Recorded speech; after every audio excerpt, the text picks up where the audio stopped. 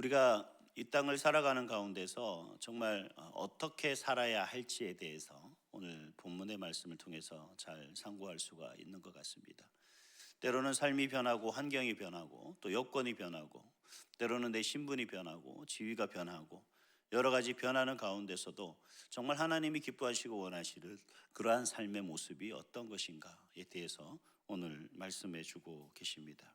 그래서 이 시간에는 두 가지의 삶의 모습을 통해서 또 우리가 어떤 삶을 살아야 하는지 그 부분에 대해서 함께 나누기를 원합니다.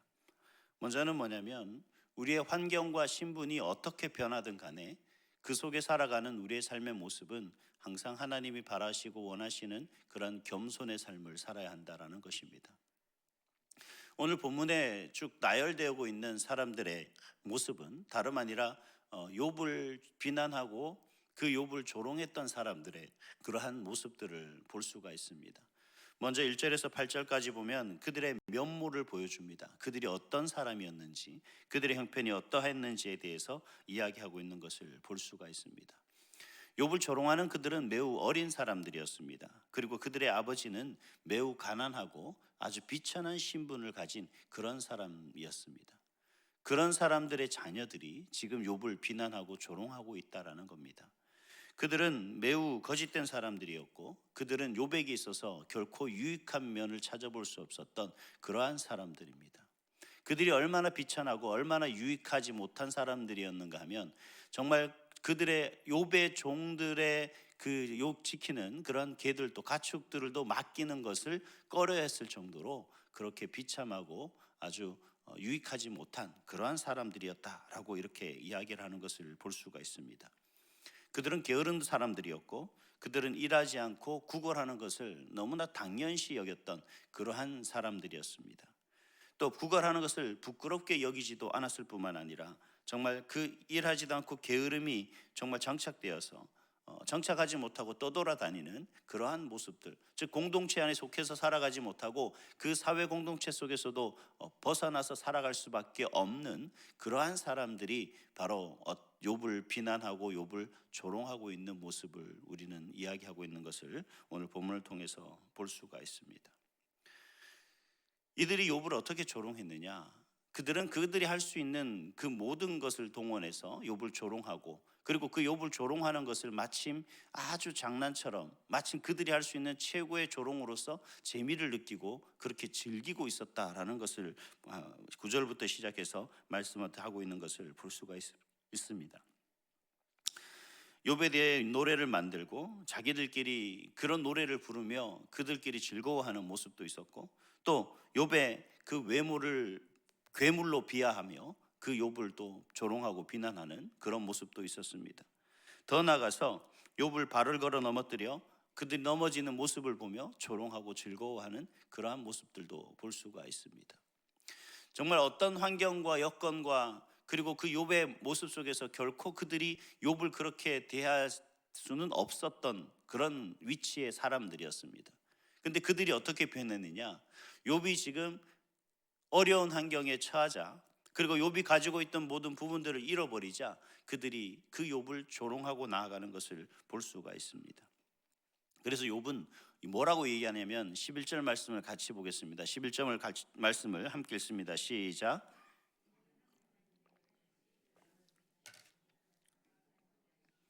무리가 내 앞에서 굴레를 벗었음이니라. 아멘.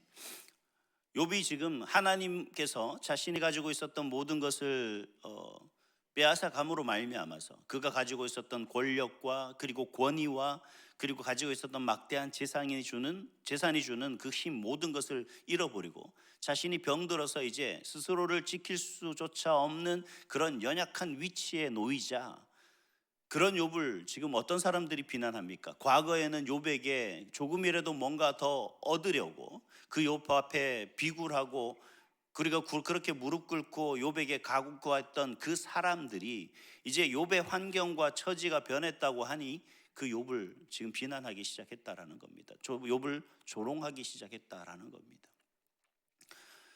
물론 그들의 입장에서 봤을 때는 욥이 그들에게 있어서 자신들을 충분히 도와주지 않는 그런 사람으로 여길 수도 있습니다만 여기서 좀 중요한 것은 뭐냐면, 여러분, 우리가 환경이 변하고 우리의 처지가 변했다고 해서 우리가 상대방을 조롱하고 비난하는 것, 이것이 과연 우리에게 옳은 일인가라는 것을 한번 생각해 봐야 되겠습니다.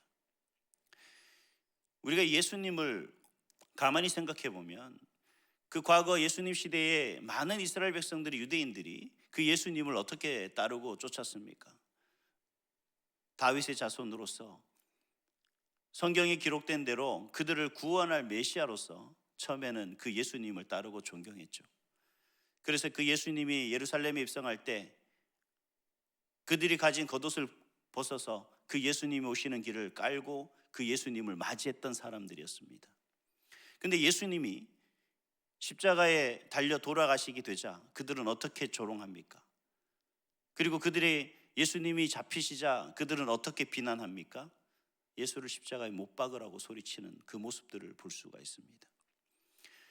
여러분, 오늘 본문에 나와 있는 이 사람들의 모습이 과연 내 모습은 아닌가, 우리가 깊이 한번 생각해 볼 수 있는, 뒤돌아볼 수 있는 그런 시간이 되었으면 좋겠습니다.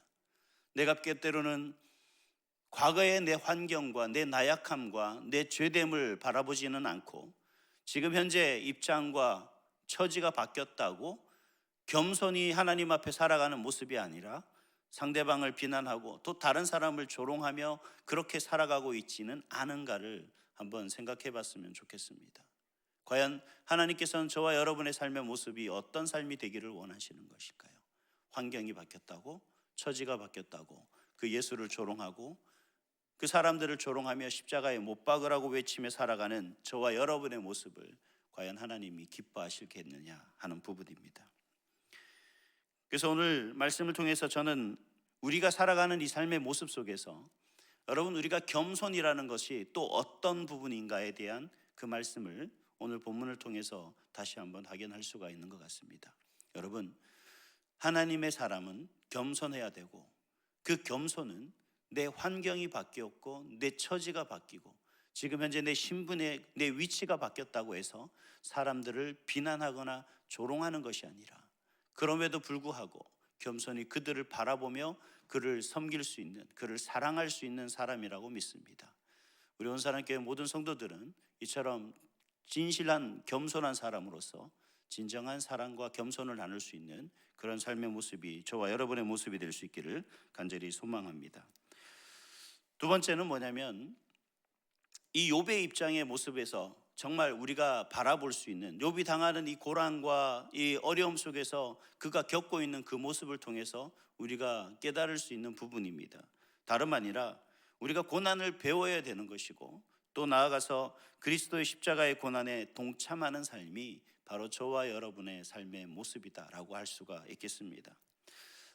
오늘 본문의 모습을 가만히 보면 욥이 이러한 비난과 조롱을 그 모든 것을 겪으면서 과연 그는 어떻게 했을까요? 또 나아가서 이 욥의 이런 비난과 조롱을 가만히 보면 예수님이 우리를 위해서 받았던 그 비난과 조롱을 생각해 볼 수가 있습니다. 이 두 가지의 공통점이 있습니다. 그건 뭐냐면 욥도 이러한 비난과 조롱을 참을 수밖에 없었어요. 그리고 예수님도 이러한 비난과 조롱을 참을 수밖에 없었다는 겁니다. 물론 그 입장은 조금 다릅니다. 욥은 자신이 가지고 있는 모든 힘을 다 잃었기 때문에 어느 누가 자신을 비난하고 조롱한다 할지라도 그 마음이 속상하고 비참하고 그래서 정말 죽을 것 같이 고통스럽고 마음이 아팠지만 예수님은 어떤 입장이었습니까? 예수님은 그 비난과 조롱을 참을 힘이, 어떻게 대항할 수 없는 그런 능력이 없어서가 아니라 이것을 참지 않으면 안 되는 입장에 있었기 때문이라는 거죠. 저와 여러분은 사실 예수님의 입장도 욥의 입장도 아닙니다. 우리는 어떤 상황 속에서 누군가가 나를 비난하고 조롱하면 충분히 나도 그 부분에 대해서 대항할 수 있고 아니면 같이 공격하고 비난하고 조롱할 수 있는 그러한 능력이 다 있습니다. 그러나 과연 예수님께서 오늘 욥기서를 통해서 오늘 우리에게 이야기하고 있는 부분들은 과연 무엇일까요? 여러분, 항상 이 사람들이 누군가가 나를 비난하고 조롱한다면 나 역시 그를 대항해서 그를 비난하고 조롱하는 삶을 하나님이 바라시고 원하시느냐? 바로 그 속에서 그러한 모습이 아니라 그러한 비난과 그러한 조롱 속에서, 이러한 고난 속에서도 내가 어떻게 살아야 하는지에 대한 모습들을 한번 생각해 보기를 원하시는 것 같습니다. 그것은 다름 아닌 하나님께서 나에게 주시는 이 모든 삶의 고난 속에서 우리가 이 모든 것을 참고 견딤으로 말미암아 나를 위해서, 그리고 우리를 위해서 그 비난과 조롱을 참으며 묵묵히 그 십자가의 길을 걸어가셨던 그 예수님을 닮기를 원하시는 모습이 아닌가 하는 생각을 하게 됩니다. 여러분, 우리가 이 땅을 살아가면서 얼마나 많은 아픔이 있습니까? 얼마나 많은 조롱이 있습니까? 얼마나 많은 비난이 있습니까? 나를 향한 말도 안 되는 이유로 돌팔매질하는 사람들의 모습들이 있습니다. 생각지도 못한 그 입술에 아주 심각한 마음을 해치는 그러한 비난의 화살들이 나를 향해 막 쏟아져 올 때도 있습니다. 그렇다고 우리가 그런 모든 부분들을 참고 견디는 이유가 있어야 되죠. 그 이유는 다름 아니라 나를 위해서 그 모진 그 고난과 고통과 조롱 속에서도 묵묵히 나를 위해서 그 십자가의 길을 걸으셨던 그 예수님을 생각할 수 있는 마음, 그 예수님을 따라가는 그러한 믿음의 삶의 모습을 오늘 우리에게 하나님은 바라시고 원하시는 줄 믿습니다. 사랑하는 성도 여러분, 모두 다 고난을 겪지만 그 고난을 통해서 우리가 가야 할 바를 다시 한번 깨달아 알고, 또 그 비난과 조롱 속에서 우리가 온전히 그 어떤 사람의 모습과 동참하고 참여하여 비난하고 조롱하는 모습이 아니라 겸손의 모습으로서 끝까지 그 고난을 배우고 그리스도의 십자가의 고난을 닮아갈 수 있는, 따라갈 수 있는 그런 저와 여러분, 우리 온사랑교회 모든 성도가 될 수 있기를 간절히 소망합니다. 기도하겠습니다. 거룩하신 하나님 아버지, 우리의 삶에